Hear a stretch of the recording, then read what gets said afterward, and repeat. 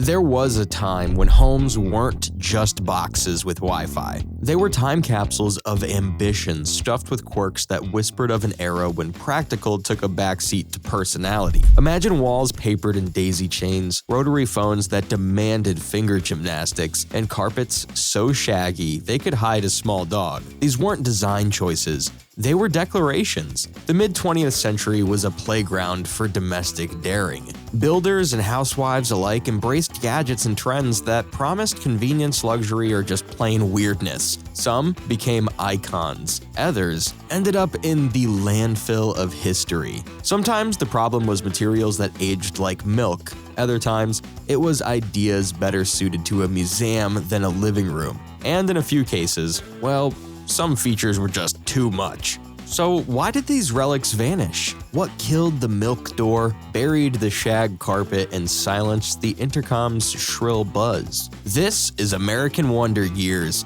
and today we're slipping on our bell-bottoms to revisit 10 old home features that have faded into history. Let's unlock the past. Number 1. Rotary phones. 1930s to the 1980s. The spin of connection. Picture this. It's 1965. The phone rings, a jarring mechanical trill, and you sprint to the hallway, where a rotary phone sits like a crown jewel on a walnut stand. Dialing a number was a ritual, your finger hooking each digit, the dial whirring back with a click-clack-click as deliberate as a metronome. For decades, this was the sound of love letters, job offers, and "we'll be home by 6." The rotary wasn't just a phone. It was a slow dance of communication, demanding patience in a world not yet addicted to speed. But by the 1980s, push-button phones arrived, mocking the rotary's sluggish pace. Teens groaned as prank calls took minutes instead of seconds. 703, Mom! And emergency dialing became a nightmare. 911, let me spin. By 2000, the rotary was regulated to hipster lofts and grandma's house, where it remains a heavy corded monument to a time when connection meant more than just swiping right. Number 2. Shag Carpets. 1960s to the 1970s. The jungle floor. In 1973, shag carpet wasn't just flooring, it was a lifestyle. Burnt orange, avocado green, or mustard yellow. It swallowed living rooms whole, turning them into plush caves where kids lost Legos and adults lost dignity. Ads promised luxury underfoot, but failed to mention the science project brewing within those nylon tendrils. Crumbs, pet hair, and spilled tab cola fused into a crust no vacuum could conquer.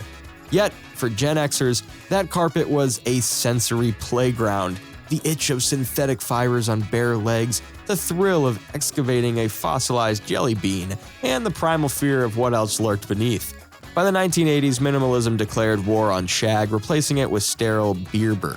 Today, it survives only in dive bars and David Lynch films, a relic of an era when cozy meant you might need a tetanus shot. Number 3.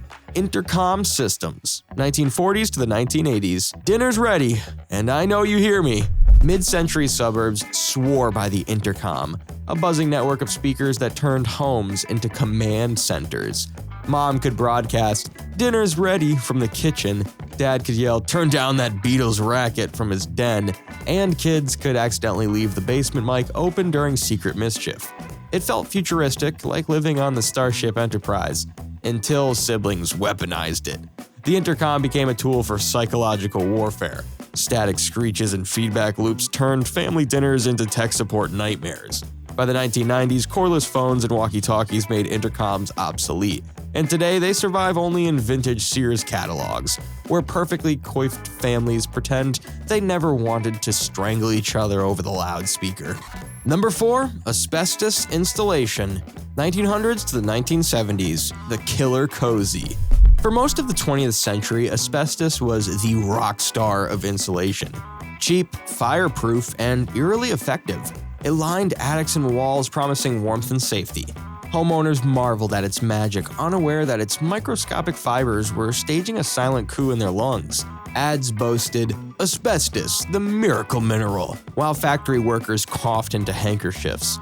By the 1970s, the truth exploded. Asbestos caused mesothelioma, and the miracle material became a death sentence. Panicked families watched crews in hazmat suits rip out their walls, tossing toxic tiles into dumpsters like cursed relics. Yet, in old hardware stores and abandoned factories, asbestos lingers, a dusty reminder of an era when progress didn't always mean safe. Number 5. Milk doors, 1940s to the 1960s, the dawn of DoorDash. Before Uber Eats, there was the milk door, a tiny exterior hatch where milkmen slid glass bottles of cream into kitchens. For post-war families, it was a daily delight. Waking up to fresh dairy, eggs, and gossip, milkmen knew everything. The doors were quaint, practical, and slightly magical, like Santa's portal for groceries. Kids pressed their ears to the wall, listening for the clink of bottles at dawn, but by the 1970s, supermarkets and frost-free refrigerators killed home delivery, until Instacart resurrected it as a subscription service. Today, milk doors are Pinterest novelties, but their legacy lingers. The original contactless delivery was just a hand reaching through a wall. Number 6. Parlor Rooms, 1800s to the 1940s. The room no one was allowed to touch. Victorian homes had a sacred space, the parlor, a velvet-draped shrine reserved for funerals, courting, and impressing people you hated. Filled with antimacassars, porcelain dolls, and a piano no one played, it was less a room and more a museum of discomfort. Children were banned from its brocade couches, and even adults tiptoed, fearing they'd smudge the silver tea set. By the 1950s, the parlor died of irrelevance. Families wanted dens, spaces for TV trays and beanbag chairs, not tea with the vicar.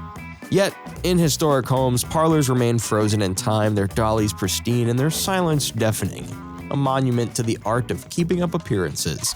Number 7. Popcorn ceilings, 1950s to the 1980s, the cottage cheese apocalypse. Nothing says 1970s ranch home like a popcorn ceiling, that lumpy acoustic texture sprayed overhead like fossilized drizzle. Builders loved it. It hid cracks, dampened sound, and cost pennies. Homeowners tolerated it until they tried to dust it. Cobwebs clung to its peaks, and Christmas decorations dangled like mountaineering gear. By the 1990s, the trend collapsed under its own ugliness, and scraping it off became a DIY rite of passage, followed by a week of coughing up plaster. Yet, in rental units and frat houses, popcorn ceilings endure, a textural time capsule of the good enough era. Number 8. Avocado green appliances, 1960s to the 1970s, the kitchen's ugly duckling. The 1970s kitchen wasn't complete without a harvest gold fridge or an avocado green stove, colors that screamed earth tones, but looked like a compost heap exploded. These appliances were statement pieces, proof that you embraced the natural aesthetic even if nature never made a dishwasher this puke-colored. Ads featured smiling housewives in orange aprons, pretending not to notice that their fridge clashed with the linoleum. By the 1980s, stainless steel arrived and avocado green was exiled to junkyards. Yet, in retro diners and grandma's basement, these machines chug on, their hues now ironically chic, and still kinda gross. Number 9. Wallpaper Borders, 1980s to the 1990s, the frame that overstayed. Every 80s home had that wallpaper border, a strip of ducks, roses, or country geese marching where the wall met the ceiling. It was the cherry on top of a decor scheme already drunk on Laura Ashley prints. DIYers loved its ease. Critics called it visual spam.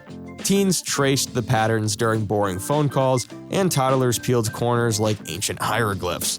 By the 2000s, minimalism declared borders passé, and peeling them off became therapeutic. Yet, in childhood bedrooms, their ghosts linger under layers of paint, a reminder that even bad decisions stick around if you glue them hard enough. Number 10. Clothes chutes, 1900s to the 1970s, the laundry time machine. Mid-century homes had a secret, a clothes chute, a tiny portal from the bathroom to the basement where dirty pajamas vanished like socks in the dryer. Kids adored it. Who needs stairs? Staging daring drops of action figures and secret notes. Parents tolerated the occasional stuffed animal jam, fishing them out with coat hangers and size, But as laundry rooms moved upstairs and safety codes tightened, chutes became fire hazards and stranger danger liabilities.